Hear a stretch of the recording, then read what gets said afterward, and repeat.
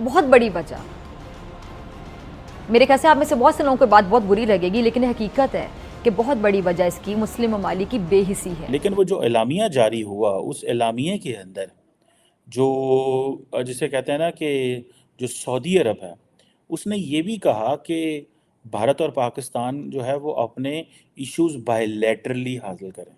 It means کہ انہوں نے انڈیا کو سپیس دی ہے کہ جو انڈیا فیصلہ کرے، پاکستان میں اسے سعودی عرب کچھ نہیں کر سکتا۔ ماضی میں جو ایک سپورٹ ہمیں ہمارے دوست ممالک خاص کر کے سعودی عرب اور عرب ممالک کی طرف سے کشمیر کے حوالے سے ملتی تھی، اس میں ایک تبدیلی ضرور آئی ہے۔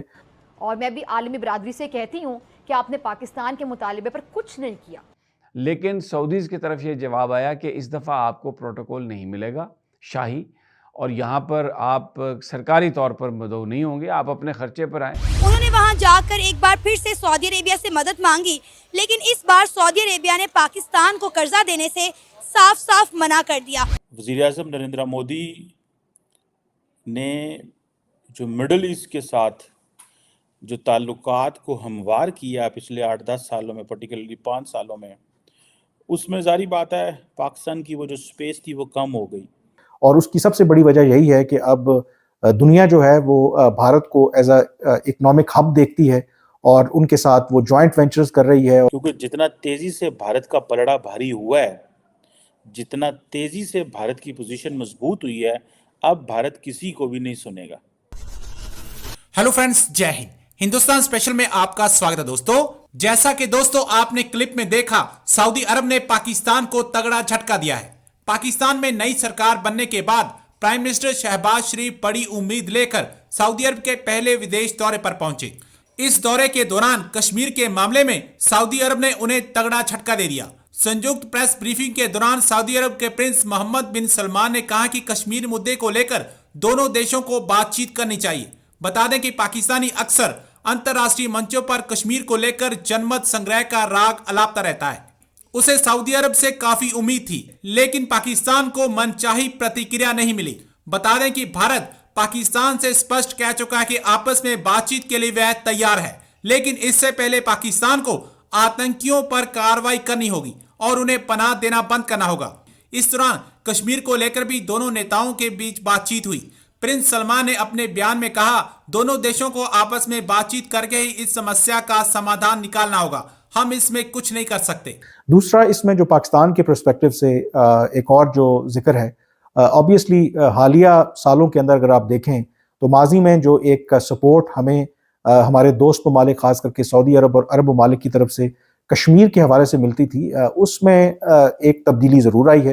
اور اس کی سب سے بڑی وجہ یہی ہے کہ اب دنیا جو ہے وہ بھارت کو ایز اے اکنامک ہب دیکھتی ہے اور ان کے ساتھ وہ جوائنٹ وینچرز کر رہی ہے، اور سعودی عرب کے تعلقات بہت اس میں بڑے ہیں بھارت کے ساتھ، تو یقینی طور پر اسی لیے ان کے موقف میں بھی کسی حد تک کشمیر کی اگر آپ بات کریں تو پہلے والا وہ بات نہیں ہے۔ لیکن وہ جو اعلامیہ جاری ہوا اس اعلامیے کے اندر جو جسے کہتے ہیں نا کہ جو سعودی عرب ہے اس نے یہ بھی کہا کہ بھارت اور پاکستان جو ہے وہ اپنے ایشوز بائی لیٹرلی حاصل کریں۔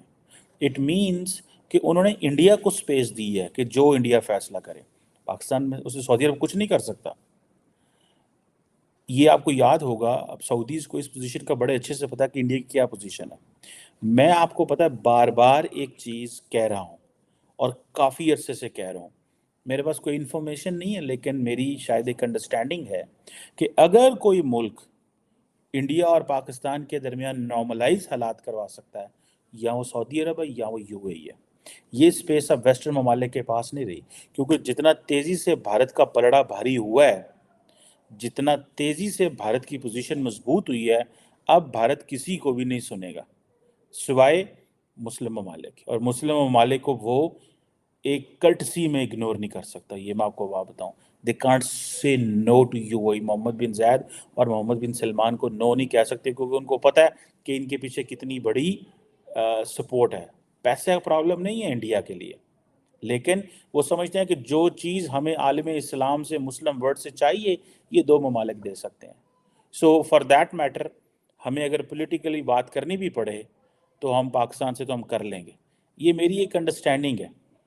اور دونوں ملک جو ہیں بھارت سعودی عرب اور پاکستان کے جو وزرائے اعظم اور کرون پرنس نے یہ کہا ہے کہ انڈیا اور پاکستان کے درمیان ڈائلاگ ہونا چاہیے اور جتنے بھی آؤٹ اسٹینڈنگ ایشوز ہیں انکلوڈنگ جموں اینڈ کشمیر وہ حل ہونا چاہیے.